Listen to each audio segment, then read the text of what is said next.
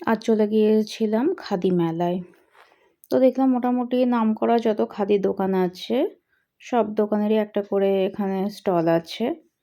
আর বাঁশের তৈরি জিনিস, বেতের তৈরি জিনিস এগুলো দেখতে বেশ ভালো লাগছিল। তবে দাম একটু বেশি। অবশ্য মেলাতে দাম বেশিই হয়। যাই হোক, ঘুরতে ভালো লাগছিল। ঘুরতে গিয়ে একটা স্টলে দেখলাম ব্যাগগুলো বেশ ভালো লাগছে। যদিও ব্যাগের দোকান অনেকগুলোই ছিল। তো তার মধ্যে একটাতে গেলাম। দিয়ে বেশ কিছু ব্যাগ দেখার পর আমার একটা পেন ব্যাগ পছন্দ হলো। তো সেটা নিলাম। আর বাকি আমি হ্যান্ড পার্স খুব একটা নিতে পারি না, হাত থেকে পড়ে যায় বলে। ওইজন্য আমি দেখলাম ব্যাগগুলো। দেখে তবে ব্যাগের চেনগুলো বেশিরভাগেরই ভালো ছিল না। তো একটা পেন ব্যাগ নিয়ে আবার বাকি স্টলগুলো দেখছিলাম। ভাবলাম আচার নেব। তারপর কেমন একটা লাগলো আর নিলাম না। তারপরে কাশ্মীরি কাওয়া খেলাম। না, আমার ভালো লাগেনি একদমই।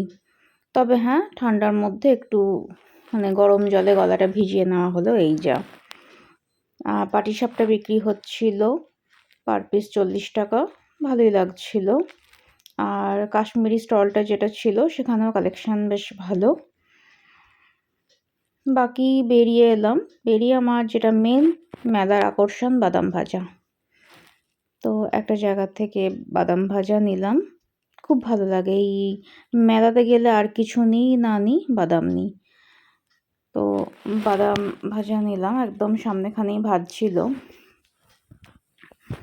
খুব ভালো ছিল বাদামগুলো। বাড়িতে এসে খেলাম, দিয়ে দেখলাম না বাদামগুলো সত্যি খুব ভালো দিয়েছে। বাদামগুলো 25 টাকা শ নিল। আর বাকি আরও অনেক কিছুই ছিল, কিন্তু শনিবারে আমরা পেঁয়াজ রসুন খাই না বলে আমি আর কিছু খাইনি। তারপর চলে এলাম সবজি বাজারে, ওখান থেকে বাজার করে বাড়ি।